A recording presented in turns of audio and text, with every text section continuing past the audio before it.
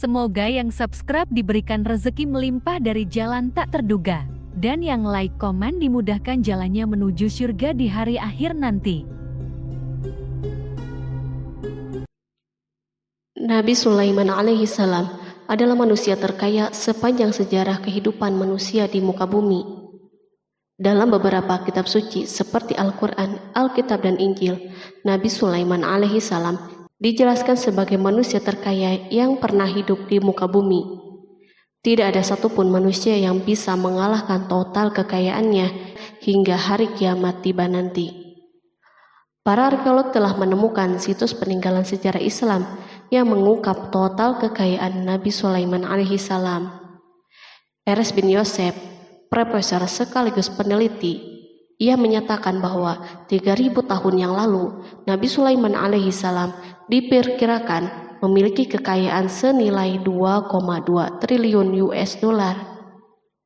Apabila dikonversikan dengan nilai mata uang hari ini, dan jika dirupiahkan, nilainya setara dengan 32.891.870 triliun rupiah. Nabi Sulaiman memiliki beberapa mukjizat, di antaranya adalah dapat berbicara dengan bahasa binatang. Beliau dapat memerintah mereka untuk melakukan sesuatu. Beliau juga dapat mengendalikan besar kecilnya tekanan angin dan dapat mengatur ke arah mana angin akan berhembus. Sehingga dengan itu, Nabi Sulaiman dapat memanfaatkan angin sebagai kendaraannya dan juga kendaraan tentaranya. Nabi Sulaiman juga bisa melunakkan besi dan membentuknya menjadi pakaian perang yang anti tusukan senjata tajam. Nabi Sulaiman juga memimpin para jin. Mereka tunduk dan patuh pada perintah Nabi Sulaiman. Tidak hanya itu, setan dan iblis laknatullah yang merupakan makhluk pembangkang dapat dibuat tunduk bertekuk lutut pada perintah-perintah Nabi Sulaiman. Nabi Sulaiman bisa melakukan teleportasi, yaitu berpindah dari suatu tempat ke tempat yang lain dalam waktu singkat.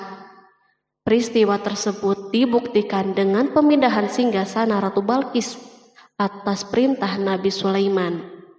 Nabi Sulaiman juga dikenal sebagai raja yang adil dan bijaksana.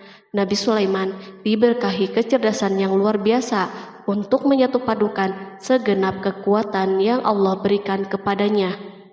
Ia mengelola dan membawa kerajaannya menjadi kekuatan raksasa yang tak terkalahkan di masanya dengan segenap kemampuan yang dimilikinya. Tentara Nabi Sulaiman adalah tentara terkuat di bumi tanpa ada yang menandinginya. Pertanyaan dasar yang muncul kali ini adalah dari mana sumber kekayaan dan kekuatan Nabi Sulaiman alaihi salam? Sebelum saya melanjutkan, mohon bantu channel ini untuk terus berkembang dengan cara subscribe dan nyalakan tanda loncengnya. Berikan komentar yang positif dan berikan like serta share video ini. Semoga semua itu menjadi nilai amal jariah karena telah membantu mensiarkan kisah-kisah Islam pada masyarakat Islam dan dunia. Bismillahirrahmanirrahim.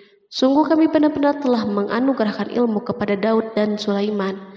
Keduanya berkata, segala puji bagi Allah yang melebihkan kami dari kebanyakan hamba-hambanya yang mukmin.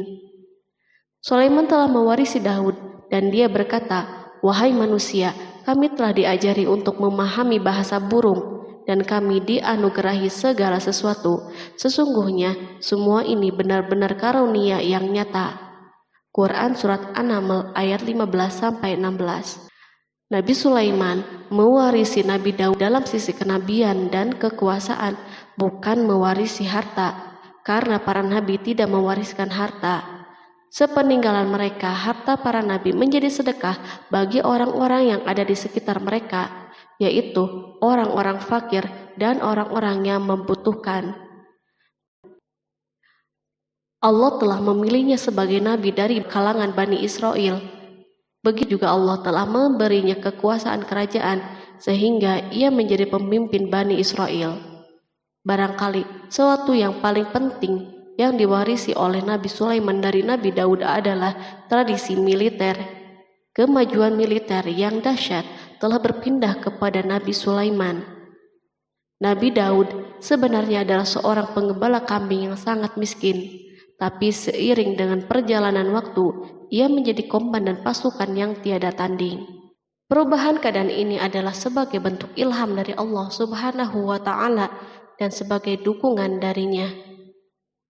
Daud mengetahui bahwa kekuatan yang hakiki yang mengatur alam semesta adalah kekuatan Allah Subhanahu wa Ta'ala. Kehadiran Nabi Daud mengubah keadaan pasukan Bani Israel, di mana mereka sebelumnya lari jika berhadapan dengan musuh, maka kini keberadaan mereka mulai diperhitungkan. Di masa hidupnya, Daud mengalami peperangan yang sangat banyak, namun Al-Quran tidak menceritakan secara terperinci akan hal tersebut. Dan kami kuatkan kerajaannya. Quran Surat Shad ayat 20. Ayat tersebut berarti bahwa Daud belum pernah terkalahkan dalam peperangan yang diikutinya. Di samping dukungan yang Allah Subhanahu wa Ta'ala berikan kepada Daud, juga pasukannya dan rakyatnya, di mana mereka adalah orang-orang yang bertauhid dan menyerahkan diri kepada Allah Subhanahu wa Ta'ala. Allah Subhanahu wa Ta'ala mengungkapkan kepada Daud hal-hal yang menjadikan pasukannya memiliki keistimewaan yang dengannya mereka dapat mengalahkan pasukan-pasukan yang lain yang ada di bumi saat itu. Allah Subhanahu wa Ta'ala berfirman, dan kami telah melunakkan besi untuknya. Quran Surat Saba ayat 10. Sebenarnya baju besi yang dibuat untuk orang-orang yang hendak berperang cukup mengganggu gerakan mereka. Kita bisa membayangkan ketika ada dua orang yang berperang, yang satunya dapat bergerak dengan bebas, sementara yang lain tidak leluasa bergerak. Namun dengan kekuasaan Allah, Nabi Daud dapat melunakkan besi dan dapat membuat darinya baju besi yang ringan. Ini adalah kemajuan penting yang Allah berikan kepada Daud dan tentaranya. Kemajuan ini kini dimiliki oleh Nabi Sulaiman. Demikianlah Sulaiman memiliki pasukan yang dahsyat yang melebihi pasukan manapun di bumi saat itu. Bahkan Allah Subhanahu wa Ta'ala menambah karunia-Nya kepada Nabi Sulaiman. Dan Sulaiman telah mewarisi Daud dan dia berkata, "Hai manusia, kami telah diberi pengertian tentang suara burung dan kami diberi segala sesuatu. Sesungguhnya ini benar-benar suatu karunia yang nyata." Quran Surat An-Naml ayat 16. Pada suatu hari, Nabi Sulaiman menengadahkan tangannya dan berdoa kepada Allah Subhanahu wa Ta'ala. Antara hati Nabi dan Allah tidak ada penghalang, tidak ada jarak, tidak ada sekatan waktu, dan tak ada seorang pun dari para nabi yang berdoa kepada Allah kecuali doanya pasti terkabul. Kejernihan hati ketika mencapai puncak tertentu, maka ia akan menggapai apa saja yang diinginkan di jalan Allah Subhanahu wa Ta'ala. Dalam doanya Nabi Sulaiman berkata, "Ya Tuhanku, ampunilah aku dan anugerahkanlah kepadaku kerajaan yang tidak dimiliki oleh seorang pun sesudahku." Quran Surat Shad ayat 35. Sulaiman menginginkan dari Allah Subhanahu wa Ta'ala suatu kerajaan yang belum pernah diperoleh oleh siapapun setelahnya.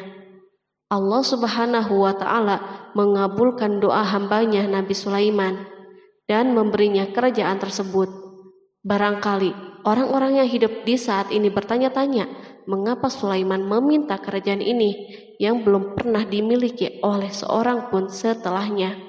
Ambisi Sulaiman untuk mendapatkan kekuasaan atau kerajaan adalah ambisi yang ada di dalam seorang nabi, dan tentu ambisi para nabi tidak berkaitan kecuali dengan kebenaran. Ambisi tersebut adalah bertujuan untuk memudahkan penyebaran dakwah di muka bumi. Nabi Sulaiman sama sekali tidak cinta kepada kekuasaan ataupun ingin menunjukkan kesombongan. Namun beliau ingin mendapatkan kekuasaan untuk memerangi kelaliman yang menyebar di muka bumi. Perhatikanlah kata-kata Nabi Sulaiman kepada Balqis ketika beliau berdialog dengannya. Dan ketika Balqis datang, ditanyakanlah kepadanya, "Serupa inikah singgasanamu?" Dia menjawab, "Seakan-akan singgasana ini singgasanaku, kami telah diberi pengetahuan sebelumnya dan kami adalah orang-orang yang berserah diri. Quran Surat An-Naml ayat 42. Demikianlah kata-kata Sulaiman yang bijaksana, kata-kata yang membenarkan permintaannya untuk memiliki kekuasaan dan kekuatan. Sulaiman telah mengerahkan semua kemuliaan dan kekuasaannya dalam rangka menegakkan agama Allah Subhanahu wa Ta'ala dan menyebarkan Islam. Nabi Sulaiman mewarisi kekuasaan, kenabian, hikmah ilmu dari Daud. Orang-orang menyebut Sulaiman Al-Hakim atau Sulaiman yang bijaksana. Kebijaksanaan Nabi Sulaiman tidak terbatas pada keadilannya di tengah-tengah manusia dan kasih sayangnya kepada mereka. Namun kebijaksanaan Sulaiman juga berlaku di kalangan burung dan binatang-binatang lainnya. Nabi Daud juga mengenal bahasa burung, tetapi Sulaiman dapat berbicara dengan bahasa burung. Bahkan ia dapat menjadikannya sebagai pembantunya. Ketika Nabi Daud bertasbih, maka gunung-gunung dan burung-burung serta binatang buas pun ikut bertasbih bersamanya. Bahkan angin pun berhenti untuk mendengar tasbih ini. Sedangkan Nabi Sulaiman, Allah Subhanahu wa Ta'ala memberinya karunia lebih dari itu, di mana binatang-binatang buas tunduk padanya, begitu juga angin dan burung. Allah Subhanahu wa Ta'ala berfirman, dan sesungguhnya kami telah memberi ilmu kepada Daud dan Sulaiman, dan keduanya mengucapkan, segala puji bagi Allah yang melebihkan kami dari kebanyakan hamba-hambanya yang beriman. Dan dia berkata, hai manusia, kami telah diberi pengertian tentang suara burung, dan kami diberi segala sesuatu. Sesungguhnya semua ini benar-benar karunia yang nyata. Quran Surat An-Naml ayat 15-16. Nabi Sulaiman mampu mendengar bisikan semut yang berbicara dengan sesama mereka. Bahkan ia mampu memerintahkan semut tersebut sehingga semut itu taat kepada perintahnya. Pasukan Nabi Sulaiman memiliki kekuatan yang sangat dahsyat di dunia. Belum pernah ada di dunia suatu pasukan yang memiliki kekuatan seperti ini. Kekuatan Nabi Sulaiman berasal dari beberapa kombinasi yang sangat mengagumkan, sehingga karenanya ia tidak dapat tertandingi. Kekuatan itu terdiri dari manusia, jin, dan burung. Kita mengetahui bahwa jin adalah makhluk Allah Subhanahu wa Ta'ala dan manusia tidak mampu untuk melihatnya atau menghadirkannya atau meminta pertolongannya. Sedangkan Sulaiman telah diberi Allah Subhanahu wa Ta'ala kemampuan untuk menundukkan jin. Bahkan ia mampu menjadikan mereka sebagai pekerja-pekerja kasar di kerajaannya saat itu, saat tidak ada peperangan. Ketika ada pasukan lain yang mencoba melawan pasukan ini, maka mustahil mereka akan merasakan kemenangan. Bahkan pasukan Sulaiman juga diperkuat oleh pasukan burung. Burung di pasukan Sulaiman memerankan tugas yang sangat penting, yaitu sebagai badan intelijen. Kita mengetahui bahwa peranan informasi saat peperangan sangatlah penting. Dari informasi tersebut, pasukan dapat mengetahui keadaan musuhnya. Demikianlah peranan burung pada pasukan Sulaiman. Ia terbang di tengah-tengah musuh, kemudian ia kembali kepada Sulaiman untuk menyampaikan berita tentang keadaan musuhnya. Di samping jin dan burung, Allah Subhanahu wa Ta'ala juga menundukkan angin untuk Sulaiman. Nabi Sulaiman dapat memerintahkan angin dan ia mampu menaiki angin bersama tentaranya. Pasukan Sulaiman juga terdiri dari pasukan udara pada saat di mana tak seorang pun memimpikan untuk terbang di udara. Barangkali mukjizat ini yang Allah Subhanahu wa Ta'ala berikan kepada Sulaiman menjadi sebab kejayaan militernya sehingga pasukannya tidak tertandingi. Allah Subhanahu wa Ta'ala berfirman, dan dihimpunkan kepada Sulaiman tentaranya dari jin, manusia, dan burung, lalu mereka diatur dengan tertib dalam barisan. Quran Surat An-Naml ayat 17. Kemudian kami tundukkan kepada angin yang berhembus dengan baik menurut kemana saja yang dikehendakinya. Dan kami tundukkan pula kepadanya setan-setan, semuanya ahli bangunan dan penyelam, dan setan yang lain yang terikat dalam belenggu. Inilah anugerah kami, maka berikanlah kepada orang lain atau tahanlah untuk dirimu sendiri dengan tiada pertanggungan jawab. dan sesungguhnya dia mempunyai kedudukan yang dekat pada sisi kami dan tempat kembali yang baik. Quran Surat Shad ayat 30-40.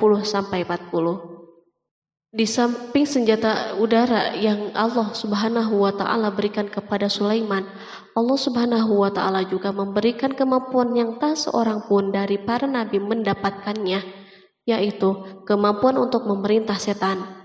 Setan adalah salah satu bagian dari jin. Ia adalah kelompok yang celaka dari bangsa jin.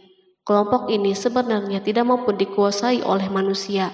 Bahkan jin soleh pun tidak dapat mengatur mereka. Adapun Sulaiman, Allah Subhanahu wa Ta'ala memberinya kekuasaan untuk menundukkan setan dan mempekerjakannya, bahkan mengikatnya dengan rantai serta menghukumnya jika menentang perintahnya. Setan membangun untuk Sulaiman istana dan patung-patung dan alat-alat perang. Bahkan setan-setan itu menyelam di dasar lautan untuk mengeluarkan permata dan yakut untuk Sulaiman. Jika ada di antara setan yang menentang perintahnya, maka Nabi Sulaiman mengikatnya dengan rantai. Ini semua menunjukkan kekayaan Sulaiman dan kekuasaannya, di mana ia mampu mengatur banyak makhluk di dunia. Tentu kemampuan itu atas izin Allah sebagai mukjizat darinya. Allah Subhanahu wa Ta'ala berfirman, dan sebagian dari jin ada yang bekerja di hadapannya di bawah kekuasaannya dengan izin Tuhannya, dan siapa yang menyimpang di antara mereka dari perintah kami, maka kami rasakan kepadanya azab neraka yang apinya menyala-nyala. Para jin itu membuat untuk Sulaiman apa yang dikehendakinya dari gedung-gedung yang tinggi, patung-patung, dan piring-piring yang besarnya seperti kolam dan periuk yang tetap berada di atas tungku. Quran Surat Saba ayat 12. Nabi Sulaiman yang bijaksana adalah penguasa yang tak tertandingi di muka bumi. Meskipun memperoleh nikmat yang khusus dan agung ini yang Allah Subhanahu wa Ta'ala berikan kepada Nabi Sulaiman, beliau tetap menunjukkan sebagai manusia yang paling banyak berzikir kepadanya dan manusia yang paling banyak bersyukur di zamannya. Allah Subhanahu wa Ta'ala berfirman tentang Sulaiman, Sulaiman sebaik-baik hamba, sesungguhnya dia amat taat kepada Tuhannya. Quran Surat Shad ayat 30. Nabi Sulaiman selalu mendirikan sholat, puasa, tasbih, dan mengungkapkan rasa cinta yang dalam. Hamba yang kembali adalah hamba yang menuju Allah Subhanahu wa Ta'ala. Waktu sholat bagi Sulaiman adalah waktu yang sangat penting, sehingga ketika datang waktu itu, maka beliau tidak bisa disibukkan dengan hal yang lain. Sulaiman mengetahui penyakit kuda dan ia mampu berbicara dengan bahasa kuda. Bahkan kuda itu pun mentaati perintah Nabi Sulaiman. Allah Subhanahu wa Ta'ala juga memberikan kenikmatan lain atas Sulaiman. Allah Subhanahu wa Ta'ala berfirman, dan kami alirkan cairan tembaga baginya. Quran Surat Saba ayat 12.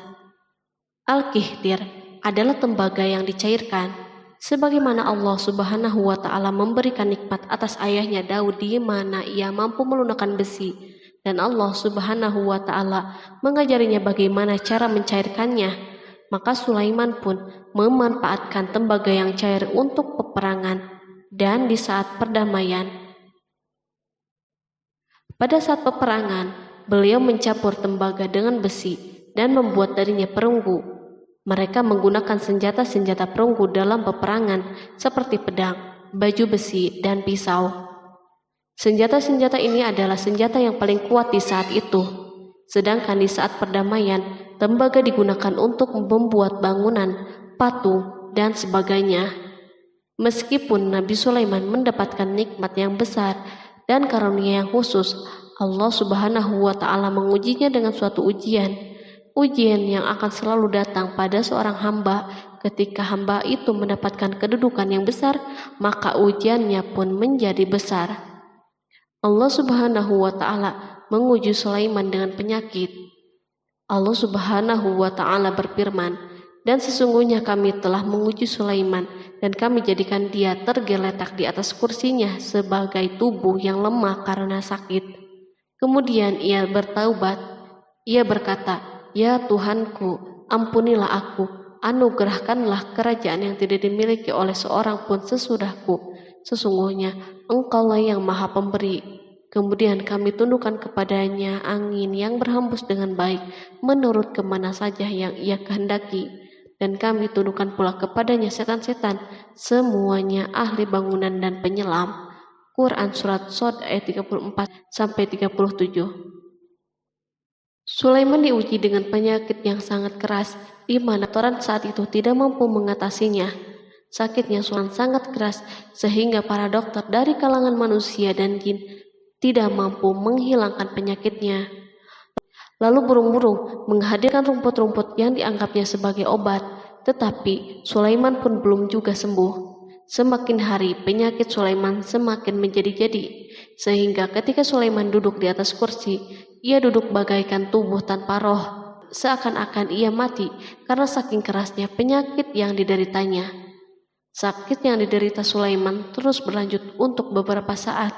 Namun Sulaiman tidak henti-hentinya berzikir kepada Allah Subhanahu wa Ta'ala dan meminta kesembuhan kepadanya, serta beristighfar kepadanya, serta mengungkapkan rasa cintanya kepada Allah Subhanahu wa Ta'ala. Selesailah ujian Allah Subhanahu wa Ta'ala terhadap hambanya Sulaiman. Beliau pun sembuh.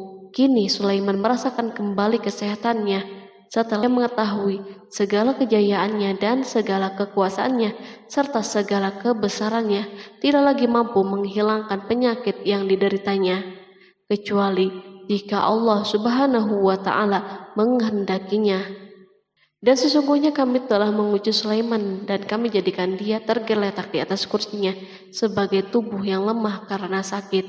Quran Surat Shod ayat 34. Kata jasad dalam bahasa Arab diungkapkan atas sesuatu yang kehilangan kehidupan atau kesehatan. Nabi Sulaiman telah membangun masjid atau tempat beribadah sehingga manusia menyembah Allah Subhanahu wa Ta'ala di dalamnya. Rumah ini menunjukkan keunggulan seni arsitektur dan seni pahat. Orang-orang yang membangun rumah ini berjumlah puluhan ribu orang. Tentu setiap kelompok dari mereka memiliki pekerjaan masing-masing. Di antara mereka ada yang mencairkan tambang, ada yang menjadi tukang pahat, ada yang membelah batu, ada yang memotong-motong kayu, ada yang mendatangkan rumput-rumput dari Libanon, dan ada yang melelehkan emas dan menjadikannya lempengan-lempengan yang mengkilat untuk menutupi kayu dan menutupi dinding. Bahkan golongan jin membantu pembangunan rumah tersebut, tentu dengan perintah dan bimbingan Nabi Sulaiman.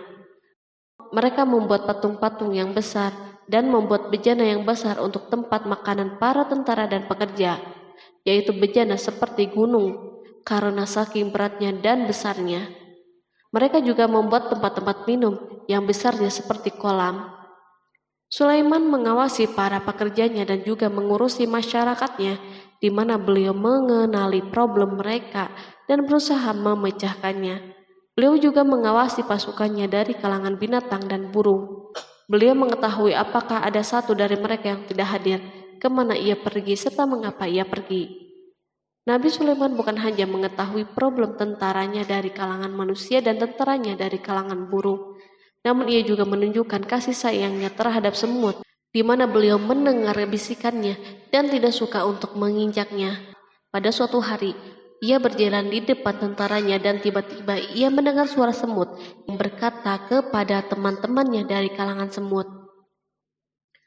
Hingga apabila mereka sampai di lembah semut, berkatalah seekor semut, "Masuklah ke dalam sarang-sarangmu agar kamu tidak terinjak oleh Sulaiman dan tentaranya." Sedangkan mereka tidak menyadari. Maka dia tersenyum karena mendengar perkataan semut itu, dan ia berdoa, "Ya Tuhanku, berilah aku ilham untuk tetap mensyukuri nikmat-Mu yang telah Engkau anugerahkan kepadaku dan kepada kedua orang ibu dan bapakku, dan untuk mengerjakan amal soleh yang Engkau ridhoi, dan masukkanlah aku dengan rahmat-Mu ke dalam golongan hamba-hamba-Mu yang soleh." Quran Surat An-Naml ayat 18-19. Sulaiman mendengarkan pembicaraan semut itu, lalu beliau tersenyum karena mendengar pembicaraannya. Apa yang dibayangkan oleh semut kecil itu? Meskipun Sulaiman mendapatkan kekuasaan dan memiliki tentara yang besar, namun beliau menunjukkan kasih sayang terhadap semut. Beliau mendengar bisikannya dan melihat semut yang ada di depannya. Oleh karena itu, tidak mungkin baginya untuk menginjaknya. Sulaiman bersyukur kepada Allah Subhanahu wa Ta'ala yang telah memberinya nikmat, yaitu nikmat rahmat dan nikmat kasih sayang. Di samping itu, Sulaiman orang yang paling kaya di dunia, di mana istananya terbuat dari kayu-kayu gaharu yang memiliki bau yang harum, dan istananya terbuat dari emas dan terkadang dari kristal. Beliau juga memiliki kursi besar yang dibuat dari emas dan permata. Istana Sulaiman merupakan istana yang paling besar di dunia. Sulaiman menggunakan pakaian dari emas dan permata. Meskipun demikian, Sulaiman tetap menunjukkan sebagai hamba yang berserah diri dan rendah diri kepada Allah Subhanahu wa Ta'ala dan kepada manusia. Nabi Sulaiman yang merendahkan dirinya di hadapan Allah, dan ia selalu sujud kepada Allah sebagaimana ayahnya yang selalu bertasbih kepada Allah. Sulaiman selalu melantunkan lagu-lagu cinta ilahi dan hanya memuji Allah Subhanahu wa Ta'ala. Pada suatu hari, Nabi Sulaiman mengeluarkan perintahnya kepada pasukan untuk bersiap-siap.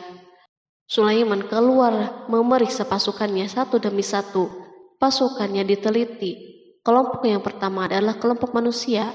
Sulaiman memerintahkan kesiapan mereka, lalu Sulaiman mengeluarkan perintah-perintahnya. Kemudian Sulaiman memerintah kelompok jin dan menyampaikan perintah-perintahnya. Beliau memenjarakan jin yang tampak bermalas-malasan saat bekerja. Lalu ia memeriksa binatang dan berkata pada mereka, apakah mereka sudah makan dengan baik dan tidur dengan nyenyak? Apakah ada yang mengadu kepadanya, misal karena penyediaan makanan yang tidak layak? Apakah di sana ada yang sakit dan sebagainya? Ketika Sulaiman merasa puas dengan semuanya, Sulaiman memasuki tenda tempat berkumpulnya burung. Belum lama, Sulaiman memasuki tenda tersebut dan mengamati keadaan di sekitarnya, sehingga ia mengetahui burung yang tidak hadir yaitu hudhud. Dan dia memeriksa burung-burung lalu berkata, mengapa aku lihat hudhud? Quran Surat An-Naml ayat 20. Burung-burung yang lain tampak terdiam sebagai tanda penghormatan dan akan mendengarkan apa yang akan dikatakan pemimpin mereka Sulaiman. Beliau mengarahkan pandangannya kepada semua burung dan tidak menemukan hudhud di antara mereka. Tak seekor burung pun yang mengetahui keberadaannya. Sulaiman mulai menampakkan kemarahannya. Apakah dia termasuk yang tidak hadir? Quran Surat An-Naml ayat 20. Tiba-tiba seekor burung kecil memberanikan diri untuk berkata kepada Sulaiman, wahai Nabi yang mulia, seharusnya hudhud ada bersamaku kemarin untuk melaksanakan tugas penyelidikan. Ia adalah pemimpin misi itu, namun hudhud belum datang. Oleh karena itu, aku tidak pergi bersamanya. Burung itu tampak gemetar ketakutan. Sulaiman mengetahui bahwa hudhud tidak hadir dan tak seorang pun mengetahui kepergiannya. Hudhud pergi tanpa terlebih dahulu meminta izin kepada Sulaiman dan tidak memberitahu di mana keberadaannya. Dalam keadaan marah, Sulaiman berkata, sesungguhnya aku benar-benar akan mengazabnya dengan azab yang keras atau benar-benar menyembelihnya, kecuali ia benar-benar datang kepadaku dengan alasan yang jelas. Quran Surat An-Naml ayat 21. Kawanan burung mengetahui bahwa Sulaiman sedang marah dan telah menetapkan untuk menyembelihnya atau justru memaafkannya dengan syarat ia datang dengan membawa alasan yang dapat menyelamatkannya. Atau dengan kata lain, hudhud dapat memastikan bahwa ia melaksanakan tugas yang penting. Sulaiman menunjukkan kemarahan yang besar sehingga siapapun akan merasa takut ketika melihat Sulaiman marah. Meskipun beliau terkenal dengan kasih sayangnya, namun kemarahannya karena membela kebenaran. Kemudian beliau dapat melaksanakan ancamannya dengan cara yang mudah. Seekor burung tampak gemetar ketakutan melihat kemarahan Sulaiman. Lalu beliau mengeluarkan tangannya ke burung itu dan memegang-megang kepalanya, sehingga burung itu pun merasa tenang dan rasa takutnya hilang. Sulaiman pergi dari tenda burung itu dan menuju istananya. Sulaiman masih memikirkan keadaan hudhud. Seharusnya hudhud menjadi bagian penting dari badan intelijen. Apakah ia pergi untuk menyingkap sesuatu, atau apakah ia pergi hanya untuk bermain-main? Sulaiman telah memperhatikan dan mengetahui bahwa Hudhud adalah seekor burung yang cerdik dan juga fasih berbicara. Terkadang Sulaiman mendapati Hudhud sedang bermain-main dan menunda pekerjaannya. Sulaiman melihatnya dan Hudhud memahami bahwa ini tidak benar, sebab ia tidak boleh mencampur adukan antara waktu serius dan waktu bermain.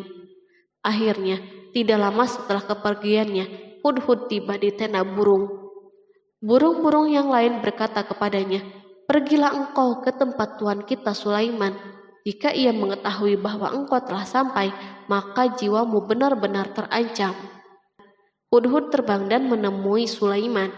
Pada waktu itu, Sulaiman sedang berdiri dan telah menetapkan untuk memulai pembicaraan dengan. Pada waktu itu, beliau sedang duduk sambil makan. Hudhud berdiri dan telah menetapkan untuk memulai pembicaraan dengan Sulaiman sebelum beliau bertanya kepadanya kemana ia pergi. Ini sebagai bukti bahwa ia melaksanakan tugas penting. Lalu ia berkata, "Aku telah mengetahui sesuatu yang kamu belum mengetahuinya, dan kubawa kepadamu dari negeri Saba suatu berita penting yang diyakini." Quran Surat An-Naml ayat 22. Aku adalah Hudhud yang miskin, tapi aku mengetahui apa yang tidak engkau ketahui. Dan aku telah datang kepadamu dari kerajaan Saba dengan membawa berita yang sangat penting. Sulaiman tampak terdiam dan menunggu Hudhud menyelesaikan pembicaraannya. Hudhud mengemukakan perkataan yang sering disampaikan Sulaiman kepada manusia dan burung. Sesungguhnya aku menjumpai seorang wanita yang memerintah mereka, dan dia dianugerahi segala sesuatu, serta mempunyai singgasana yang besar. Aku mendapati dia dan kaumnya menyembah matahari selain Allah, dan setan telah menjadikan mereka memandang indah perbuatan mereka, lalu menghalangi mereka dari jalan Allah, sehingga mereka tidak dapat petunjuk, agar mereka tidak menyembah Allah yang mengeluarkan apa yang terpendam di langit dan di bumi, dan yang mengetahui apa yang kamu sembunyikan dan apa yang kamu nyatakan. Allah tidak Tuhan yang berhak disembah kecuali Dia, Tuhan yang mempunyai arsy yang besar. Quran Surat An-Naml ayat 23-26. Hudhud diam sejenak dan Sulaiman merasa bahwa Hudhud menunjukkan kefasihan lisannya dan berbicara dengan baik kepadanya. Hudhud mengemukakan perkataan yang sering disampaikan Sulaiman kepada manusia dan burung. Jelas sekali bahwa Hudhud mengulangi perkataan pemimpin kita Sulaiman sebagai usaha yang terakhir untuk memperoleh kasih sayang Sulaiman dan agar beliau puas dengan penjelasannya itu. Sulaiman berkata sambil menunjukkan senyum manis di wajahnya, "Akan kami lihat apakah kamu benar ataukah kamu termasuk orang-orang yang berdusta." Quran Surat An-Naml ayat 27. Hudhud ingin mengatakan, "Aku tidak bohong, wahai Nabi yang mulia." Namun, diamnya Sulaiman membuatnya takut, sehingga ia pun terdiam. Sulaiman terdiam karena berpikir, lalu memutuskan sesuatu. Setelah itu, beliau mengangkat kepalanya dan meminta secari kertas dan pena. Sulaiman segera menulis surat singkat dan menyerahkannya kepada Hudhud serta memerintahkannya, "Pergilah dengan membawa suratku ini, lalu jatuhkanlah kepada mereka. Kemudian berpalinglah dari mereka, lalu perhatikanlah apa yang mereka bicarakan." Quran Surat An-Naml ayat 28. Al-Quran langsung menyebut keadaan kerajaan Balqis yang saat itu sedang membaca surat tersebut di depan para pembesar kerajaannya dan para menterinya. Berkata ia Balqis, "Hai pembesar-pembesar, sesungguhnya telah dijatuhkan kepadaku sebuah surat yang mulia. Sesungguhnya surat itu dari Sulaiman, dan sesungguhnya isinya dengan menyebut nama Allah yang Maha Pengasih lagi Maha Penyayang, bahwa janganlah kalian berlaku sombong terhadapku, dan datanglah kepadaku sebagai orang-orang yang berserah diri." Quran Surat An-Naml ayat 29-31. Dalam surat Sulaiman itu disebutkan, hendaklah mereka menyerahkan diri dan tunduk kepada perintahnya. Sulaiman memerintahkan agar mereka meninggalkan penyembahan terhadap matahari. Sulaiman tidak mempersoalkan akidah mereka dan tidak memuaskan mereka dengan apapun. Sulaiman hanya memerintahkan bahwa ia berada di atas kebenaran.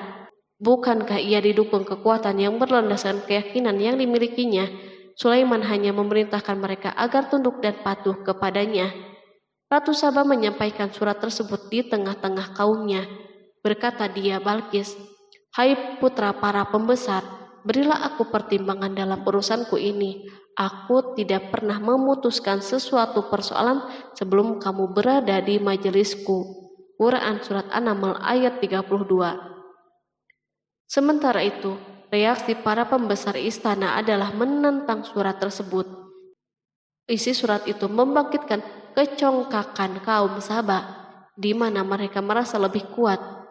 Mereka mengetahui bahwa di sana ada orang yang mencoba menantang mereka dan mengisyaratkan peperangan kepada mereka. Lalu ia meminta kepada mereka untuk memenuhi syarat-syaratnya sebelum terjadinya peperangan dan kekalahan. Mereka menjawab, "Kita adalah orang-orang yang memiliki kekuatan dan juga memiliki keberanian yang sangat dalam peperangan, dan keputusan berada di tanganmu. Maka pertimbangkanlah apa yang akan kamu perintahkan." Quran Surat An-Naml ayat 33. Para pembesar kaumnya ingin berkata, "Kita siap untuk melaksanakan peperangan." Tampaknya ratu memiliki kebijakan yang lebih baik daripada pembesar kaumnya. Surat Sulaiman itu membuatnya berpikir lebih jernih dan hati-hati. Ia berusaha sebisa mungkin menghindari peperangan. Ratu itu berpikir dalam tempo yang lama. Nama Sulaiman tidak diketahuinya, dan ia pun belum pernah mendengarnya. Oleh karena itu, ratu tidak mengetahui kekuatannya. Boleh jadi Sulaiman memiliki kekuatan yang dahsyat sehingga mampu memerangi kekuasaannya dan mengalahkannya. Kemudian ratu memperhatikan apa yang ada di sekelilingnya. Ia melihat kemajuan masyarakatnya dan kejayaannya. Barangkali ia mengira bahwa Sulaiman iri terhadap kemajuan dan kekayaan ini, sehingga Sulaiman ingin menyerangnya. Setelah mempertimbangkan isi surat Sulaiman dengan cermat, Ratu Saba memilih untuk tidak bersikap ceroboh. Ratu itu lebih suka untuk menggunakan bahasa-bahasa kelembutan. Ia mengirim kepada Sulaiman suatu hadiah yang besar. Ratu mengira bahwa Sulaiman seorang yang ambisius, yang boleh jadi ia telah mendengar tentang kekayaan kerajaannya. Para utusan pergi dengan membawa hadiah dari Ratu Saba. Ratu berharap agar mereka dapat memasuki kerajaan Sulaiman dan akan mengetahui kondisi kerajaannya. Saat mereka pulang, Ratu ingin mendengar secara langsung dari mereka tentang keadaan kaum Sulaiman dan pasukannya. Setelah mendapatkan informasi yang cukup, maka Ratu dapat membuat suatu keputusan yang tepat. Ratu menyembunyikan apa yang terlintas dalam dirinya, lalu ia berbicara kepada pembesar istananya bahwa ia dapat menyingkap niat jahat Raja Sulaiman melalui cara mengirimkan hadiah kepadanya. Ratu lebih memilih cara tersebut dan menunggu reaksi Sulaiman. Ratu berhasil memuaskan para pembesar istananya dan untuk sementara menghilangkan ide untuk berperang. Karena para raja jika menyerang suatu desa, maka pemimpin desa tersebut adalah orang yang paling banyak mendapatkan kehinaan dan cercaan.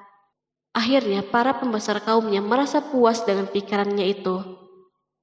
Allah Subhanahu wa Ta'ala berfirman, Dia berkata, "Sesungguhnya raja-raja apabila memasuki suatu negeri, niscaya mereka membinasakannya dan menjadikan penduduknya yang mulia menjadi hina, dan demikian pula lah yang akan mereka perbuat. Dan sesungguhnya aku akan mengirim utusan kepada mereka dengan membawa hadiah, dan aku akan menunggu apa yang akan dibawa kembali oleh utusan-utusan itu." Quran Surat An-Naml ayat 34-35. Kemudian sampailah hadiah Ratu Balkis kepada Nabi Sulaiman. Para badan intelijennya memberitahunya bahwa para utusan Balkis datang dengan membawa hadiah. Sulaiman langsung mengetahui bahwa ratu itu sengaja mengirim orang-orangnya untuk mengetahui atau mendapatkan informasi tentang kekuatannya. Lalu setelah itu, ia mengambil keputusan atau sikapnya kepada Sulaiman. Sulaiman segera memanggil semua pasukannya untuk berkumpul. Utusan Balkis segera memasuki istana Sulaiman yang dipenuhi dengan pasukan besar yang bersenjata. Tiba-tiba, utusan Balkis tampak tercengang ketika melihat kekayaan mereka dan harta mereka yang tidak ada apa-apanya dibandingkan dengan kerajaan Sulaiman. Hadiah mereka tampak tidak berarti.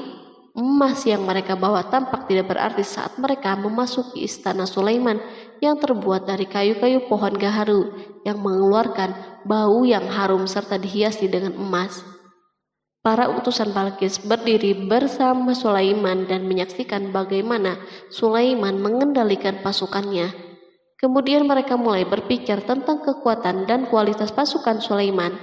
Betapa kagetnya mereka ketika melihat di tengah-tengah pasukan itu terdapat singa, burung, dan tentara dari kalangan manusia yang mampu terbang.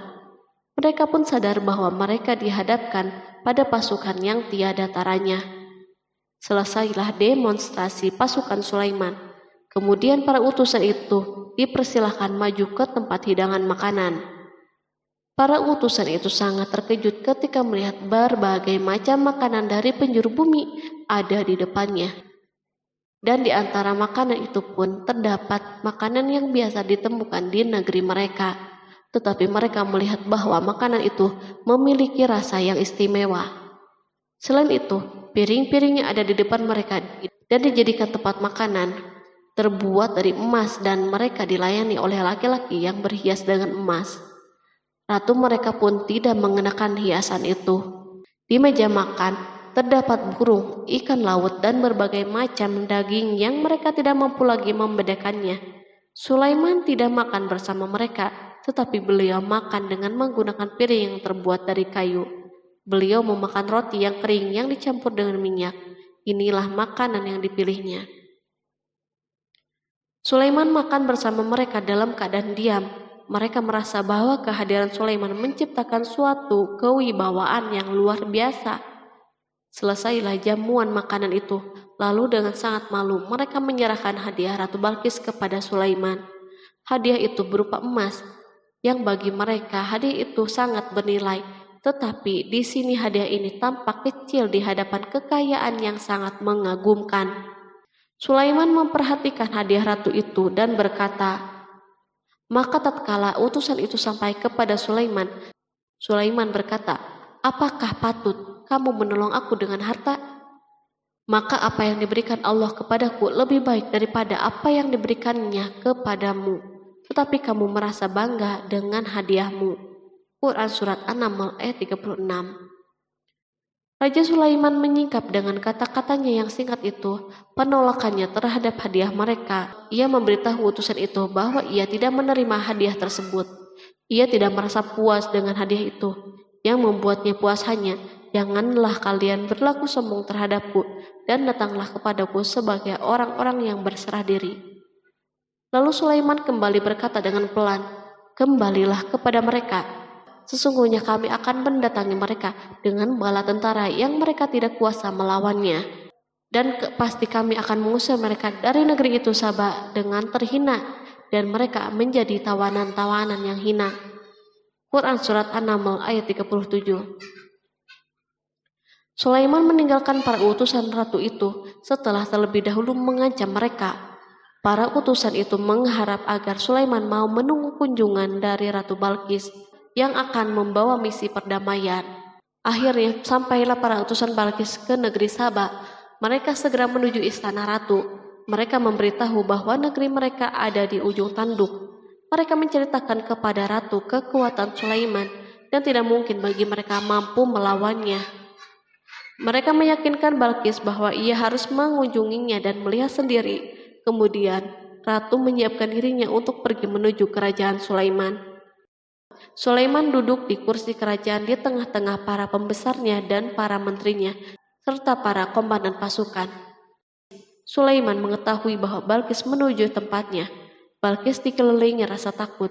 Sulaiman berpikir sejenak tentang bagaimana matahari disembah. Ia memikirkan bagaimana informasi yang diterima badan intelijennya tentang kemajuan kerajaan Balkis dalam bidang kesenian dan ilmu pengetahuan. Sulaiman bertanya kepada dirinya sendiri, apakah kemajuan menjadi penghalang untuk mengetahui kebenaran? Apakah ratu itu gembira dengan kekuatan yang dicapainya? Dan ia membayangkan bahwa kekuatan adalah segalanya. Dengan kemajuan yang dimilikinya, Sulaiman ingin membuat kejutan agar ratu mengetahui bahwa Islam yang diyakini oleh Sulaiman adalah satu-satunya yang mampu mendatangkan kemajuan dan kekuatan yang hakiki. sehingga ia dapat membandingkan antara keyakinannya dalam menyembah matahari beserta kemajuan yang dicapainya dan keyakinan Sulaiman juga beserta kemajuan yang diraihnya. Para intelijen Sulaiman telah memberitahunya bahwa hal yang sangat disegani dan dikagumi oleh kaum Balkis adalah singgasana Ratu Balkis.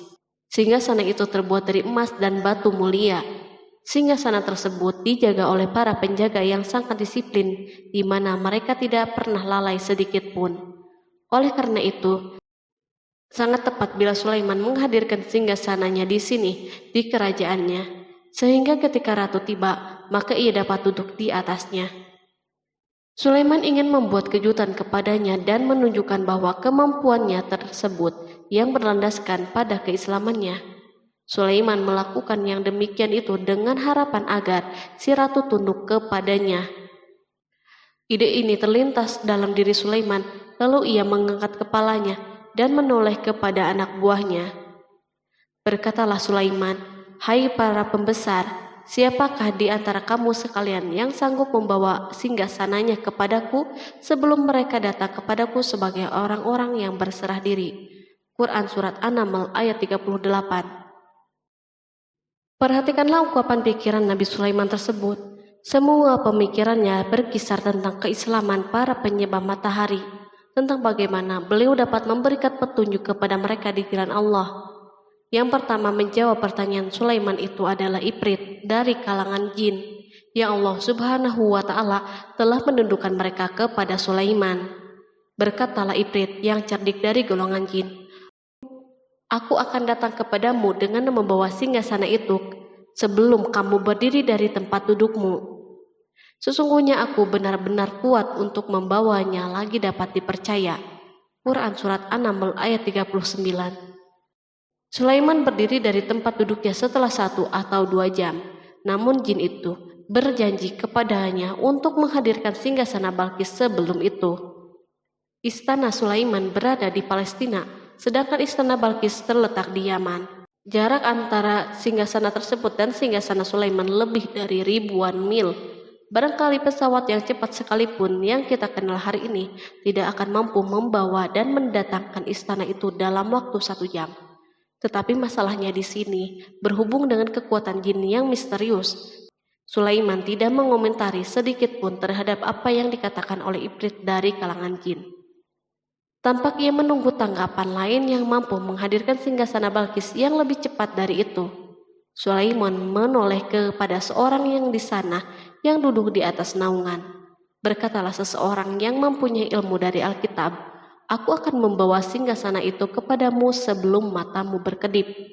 Maka tatkala Sulaiman melihat singgasana itu terletak di hadapannya, ia pun berkata, "Ini termasuk karunia Tuhanku untuk menguji aku, apakah aku bersyukur atau mengingkari akan nikmatnya. Dan barang siapa yang bersyukur, maka sesungguhnya dia bersyukur untuk kebaikan dirinya sendiri. Dan barang siapa yang ingkar, maka sesungguhnya Tuhanku maha kaya lagi maha mulia." Quran Surat An-Naml ayat 40. Belum lama, seorang yang mempunyai ilmu dari Alkitab menyatakan kalimatnya, sehingga singgasana itu berada di depan Sulaiman.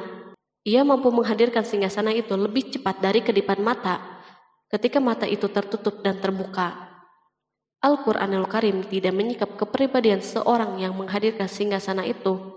Al-Quran hanya menggarisbawahi bahwa orang itu mempunyai ilmu dari Alkitab. Al-Quran tidak menjelaskan kepada kita apakah ia seorang malaikat ataukah manusia ataukah jin.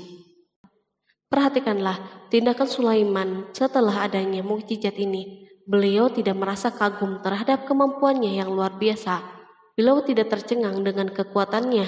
Beliau mengembalikan keutamaan tersebut kepada penguasa para penguasa, Allah Subhanahu wa Ta'ala, dan bersyukur kepadanya yang telah mengujinya dengan kekuasaan ini, agar ia dapat membuktikan apakah ia bersyukur atau mengingkari. Setelah Sulaiman bersyukur kepada penciptanya, ia mulai memperhatikan singgasana ratu. Merupakan simbol pembangunan dan kemajuan, tetapi tampaknya ia hanya sesuatu yang biasa saja dibandingkan dengan kekuasaan dan kebesaran ciptaan yang dibuat oleh manusia dan jin di kalangan istana Sulaiman. Sulaiman memikirkan dalam tempo yang lama singgasana Balkis.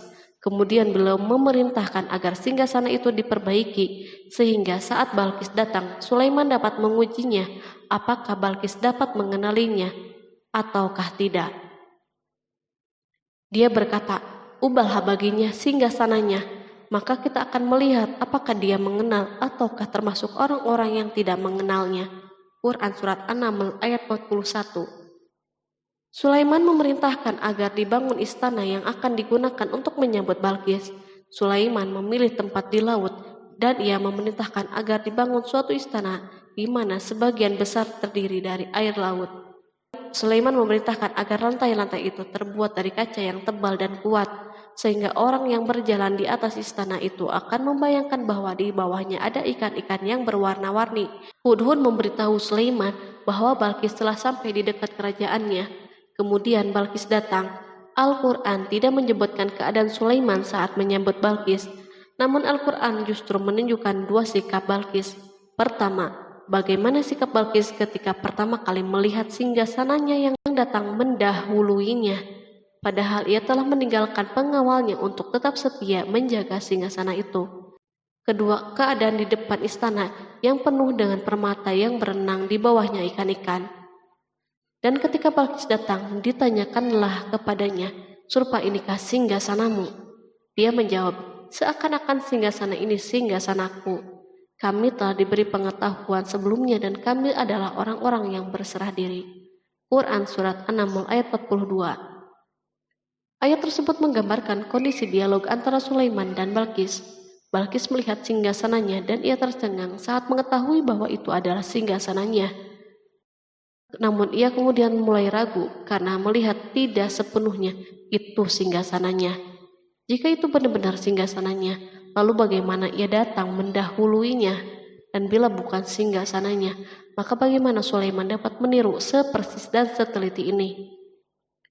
Sulaiman berkata saat melihat Balkis mengamati singgasananya, "Apakah ini singgasanamu?" Setelah mengalami kebingungan sesaat, Balkis menjawab, "Sepertinya benar." Sulaiman berkata, "Kami telah diberi ilmu sebelumnya dan kami sebagai orang-orang yang muslim." Melalui pernyataan itu, Sulaiman ingin mengisyaratkan kepada Balkis agar ia membandingkan antara keyakinannya beserta ilmu yang dicapainya dan keyakinan Sulaiman yang muslim beserta pengetahuan yang diraihnya. Penyembahan terhadap matahari dan pencapaian ilmu yang dicapai oleh Balkis tampak tidak ada apa-apanya dibandingkan dengan ilmu Sulaiman dan keislamannya. Sulaiman telah mendahulinya dalam bidang ilmu karena keislamannya. Karena itu sangat mudah baginya untuk mengungguli Balkis dalam ilmu-ilmu yang lain. Demikianlah yang diisyaratkan pernyataan Sulaiman kepada Balkis. Ratu Saba itu mengetahui bahwa ini adalah singgasananya, di mana singgasana itu datang lebih dahulu daripada dirinya. Beberapa bagian darinya telah diubah saat Balkis masih berjalan menuju tempat Sulaiman. Ia berpikir kemampuan apa yang dimiliki oleh Nabi Sulaiman. Balkis tercengang melihat apa yang disaksikannya yang merupakan buah dari keimanan Sulaiman dan hubungannya dengan Allah Subhanahu wa Ta'ala. Sebagaimana Balkis tercengang ketika melihat kemajuan dalam bidang pembangunan seni dan ilmu, maka ia lebih kagum lagi saat melihat hubungan yang kuat antara keislaman Sulaiman dan ilmu serta kemajuannya. Dan apa yang disembahnya selama ini selain Allah mencegahnya untuk melahirkan keislamannya, karena sesungguhnya dia terdahulu termasuk orang-orang yang kafir. Bergoncanglah dalam benak Balkis ribuan hal. Ia melihat keyakinan kaumnya runtuh di hadapan Sulaiman. Ia menyadari matahari yang disembahnya merupakan ciptaan Allah Subhanahu wa Ta'ala, di mana dia menggerakkannya untuk hamba-hambanya. Lalu terbitlah matahari kebenaran pada dirinya. Hatinya diterangi oleh cahaya baru yang tidak akan tenggelam seperti tenggelamnya matahari.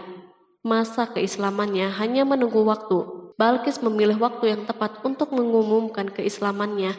Allah Subhanahu wa Ta'ala berfirman, dikatakan kepadanya, "Masuklah ke dalam istana." Maka tatkala dia melihat lantai istana itu, dikiranya kolam air yang besar dan disikapnya kedua betisnya. Berkatalah Sulaiman, Sesungguhnya ia adalah istana yang licin yang terbuat dari kaca.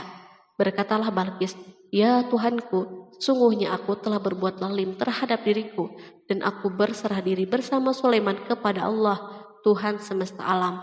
Quran Surat 6 ayat 44. Dikatakan kepada Balqis, masuklah ke dalam istana.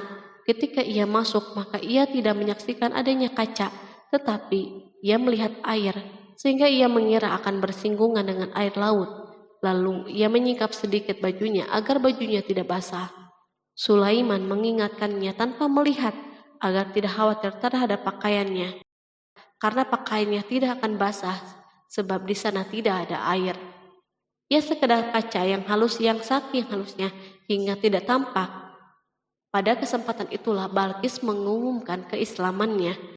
Ia mengakui kelaliman dirinya dan ia menyatakan penyerahan diri kepada Sulaiman dan kepada Allah Subhanahu wa Ta'ala. Lalu kaumnya pun mengikutinya dan mereka memeluk Islam. Balqis menyadari ia berhadapan dengan penguasa yang terbesar di bumi dan salah satu nabi yang mulia. Untuk pertama kalinya wajah Sulaiman dihiasi dengan senyuman yang menunjukkan kepuasannya sejak Balqis mengunjunginya. Demikianlah Sulaiman mewujudkan kejayaannya yang hakiki dan menyebarkan cahaya Islam di muka bumi. Al-Quran tidak menyebutkan kisah Balqis setelah keislamannya. Para ahli tafsir mengatakan bahwa ia menikah dengan Sulaiman. Selain itu, ada yang mengatakan bahwa ia menikah dengan salah satu orang dekat Sulaiman. Ada juga yang mengatakan bahwa sebagian Raja Habasyah adalah keturunan dari buah perkawinan ini. Sulaiman hidup di tengah-tengah kejayaan dan kemuliaan di muka bumi. Kemudian Allah Subhanahu wa Ta'ala menetapkan kematian baginya. Sebagaimana kehidupan Sulaiman yang berada di puncak kemuliaan dan kejayaan yang penuh dengan keajaiban yang luar biasa, maka kematiannya pun merupakan tanda-tanda kebesaran Allah Subhanahu wa Ta'ala yang penuh dengan keajaiban. Demikianlah bahwa kematiannya sesuai dengan kehidupannya, sesuai dengan kejayaannya. Allah Subhanahu wa Ta'ala berfirman tentang kematian Sulaiman. Maka tatkala kami telah menetapkan kematian Sulaiman, tidak ada yang menunjukkan kepada mereka kematiannya itu kecuali rayap yang memakan tongkatnya. Maka tatkala ia telah tersungkur, tahulah jin bahwa kalau sekiranya mereka mengetahui yang gaib, tentulah mereka tidak akan tetap dalam siksa yang menghinakan. Quran Surat Saba ayat 14. Kemampuan Nabi Sulaiman untuk menundukkan jin dan mempekerjakan mereka serta hubungan mereka dengannya, semua ini menimbulkan fitnah di tengah-tengah manusia dalam hal tertentu. Dan kematian Sulaiman merupakan batasan atau jawaban terhadap fitnah ini. Kami tidak mengetahui siapa yang mengklaim bahwa jin mengetahui hal yang gaib. Kami tidak mengetahui siapa yang bertanggung jawab terhadap tersebarnya isu yang keliru ini. Yang kita ketahui adalah bahwa hal tersebut tersebar dan mempengaruhi sebagian manusia dan jin. Barangkali manusia berkata kepada diri mereka, selama jin melakukan perbuatan yang luar biasa ini, maka apa gerangan yang menjadikan mereka tidak mengetahui hal-hal yang gaib itu? Manusia lupa bahwa kunci kegaiban berada di tangan Allah Subhanahu wa Ta'ala. Masalah ilmu gaib tidak akan mampu dikuasai oleh jin, manusia, ataupun para nabi dan semua makhluk. Hanya Dia yang mengetahuinya. Allah Subhanahu wa Ta'ala merencanakan bahwa kematian Sulaiman pun bertujuan untuk menghancurkan pemikiran ini, yaitu pemikiran bahwa jin mengetahui hal yang gaib. Jin bekerja untuk Nabi Sulaiman selama beliau hidup, dan tatkala beliau meninggal, maka tugas mereka menjadi bebas. Nabi Sulaiman meninggal tanpa diketahui oleh jin, sehingga mereka tetap bekerja untuknya. Mereka tetap kepada Sulaiman. Seandainya mereka mengetahui hal yang gaib, niscaya mereka tidak akan meneruskan pekerjaan mereka. Pada suatu hari Sulaiman memasuki mihrabnya untuk itikaf, ibadah dan sholat. Tak seorang pun berani mengganggu khalwat di mihrabnya. Mihrab Sulaiman terletak di puncak gunung dan dindingnya terbuat dari permata. Pada suatu hari, Sulaiman duduk bersandar pada tongkatnya dan ia tampak tenggelam dalam tafakur. Beliau berzikir kepada Allah hingga rasa kantuk menguasainya. Lalu setelah itu malaikat maut menemuinya di mihrabnya. Sulaiman pun meninggal. Beliau bersandar kepada tongkatnya. Jin melihatnya dan mengira bahwa beliau sedang sholat. sehingga mereka pun tetap melanjutkan pekerjaannya. Berlalulah hari yang panjang, kemudian datanglah rayap, yaitu semut kecil yang memakan kayu. Hewan itu pun mulai memakan tongkat Sulaiman. Rayap-rayap itu tampak lapar. Sebagian dari tongkat Sulaiman dimakan beberapa hari oleh rayap itu. Ketika yang dimakannya semakin bertambah, maka tongkat itu pun menjadi rusak dan jatuh dari tangan Sulaiman. Tubuh mulia itu kehilangan keseimbangan dan terhempas di bumi. Tatkala tubuh suci itu tersungkur, maka manusia segera menuju ke sana. Mereka menyadari dan mengetahui bahwa Nabi Sulaiman telah meninggal dalam waktu yang sangat lama. Jin menyadari bahwa mereka tidak mengetahui hal-hal yang gaib, dan manusia pun mengetahui hakikat ini. Seandainya jin mengetahui hal yang gaib, niscaya tidak akan meneruskan siksa yang hina. Mereka tidak akan bekerja. Demikianlah Nabi Sulaiman meninggal dalam keadaan duduk dan sholat di mihrabnya. Lalu berita itu tersebar bagaikan api di bumi. Manusia, burung dan binatang buas mengantarkan jenazah Nabi Sulaiman. Sekawanan burung tampak sedih dan menangis. Semua makhluk bersedih. Akhirnya, tak seorang pun mengetahui bahasa burung di bumi. Meninggallah seorang yang memahami pembicaraan burung. Burung-burung itu berkata, "Betapa beratnya kehidupan di tengah-tengah orang yang tidak mengetahui pembicaraan kita." Terdapat sejumlah versi perihal riwayat tentang kisah wafat Nabi Sulaiman alaihi salam. Salah satunya hadis yang diriwayatkan oleh Al-Hafiz Ibnu Asakir dalam tafsir Ibnu Katsir. Hadis ini disebut mendekati kebenaran kisah wafatnya Nabi Sulaiman. Seperti yang dikutip dari buku Kisah Para Nabi oleh Imam Ibnu Katsir, menurutnya Nabi Sulaiman alaihissalam meninggal dalam keadaan berdiri. Berdirinya beliau ini adalah sedang melakukan sholat dan bersandar pada tongkatnya. Diketahui Nabi Sulaiman dikenal terbiasa menyendiri di dalam Masjid Baitul Maqdis. Durasinya bahkan dalam kurun waktu yang tidak biasa, yakni bisa hingga 1 atau 2 bulan, hingga 1 atau 2 tahun. Untuk sajian makanan dan minumannya selalu dibawakan oleh para setan yang masih tergabung dalam salah satu jenis jin. Hingga suatu ketika mereka membawakan makanan dan minuman seperti biasa, namun tidak mengetahui bahwa Nabi Sulaiman telah wafat. Pada hari wafatnya, Nabi Sulaiman mendatangi sebuah pohon yang tumbuh di Baitul Maqdis. Atas izin Allah, Nabi Sulaiman pun berbincang dengan pohon tersebut dan menanyakan nama serta fungsi dari dirinya. Pohon ini bernama Kharubah. Nabi Sulaiman pun bertanya padanya, "Apakah kegunaanmu?" Pohon Kharubah ini pun menjawab, "Aku tumbuh untuk meruntuhkan masjid ini." Lalu Nabi Sulaiman pun berkata, "Allah tidak mungkin meruntuhkan masjid ini selama aku masih hidup. Itu artinya kamu tumbuh untuk mengabarkan kematianku." Lalu Nabi Sulaiman pun mencabut pohon tersebut dan menanamnya di dinding miliknya. Setelah itu, Nabi Sulaiman masuk ke dalam mihrab dan melakukan sholat dengan bersandar pada tongkatnya. Sejumlah sumber juga mengatakan tongkat tersebut berasal dari pohon Kharubah yang sempat dicabutnya sebelumnya. Kemudian Nabi Sulaiman pun menemui ajalnya hingga tidak diketahui oleh setan yang bekerja untuknya sekalipun. Kisah ini diceritakan dalam firman Allah melalui surat Saba ayat 14. Kalangan jin dan setan pun mulai mengetahui kabar kematian Nabi Sulaiman setelah rayap memakan tongkat sebagai penopangnya hingga rapuh.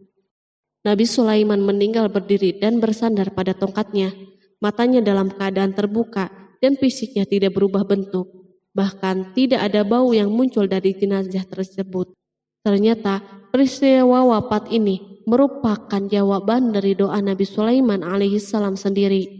Ia pernah memohon pada Allah Subhanahu wa Ta'ala agar kematiannya dapat dijadikan pembelajaran bagi umat manusia, bahwa para jin sekalipun tidak mengetahui hal yang gaib. Bahkan mereka pun tidak mengetahui kapan mereka akan menemui ajal dan mendapatkan rezeki. Untuk itu, kisah Nabi Sulaiman yang meninggal dalam keadaan berdiri ini diharapkan menjadi pesan agar manusia tidak menjadikan setan, iblis, atau bangsa jin sebagai tempat menyembah atau teman mereka. Wallahu a'lam bishawab.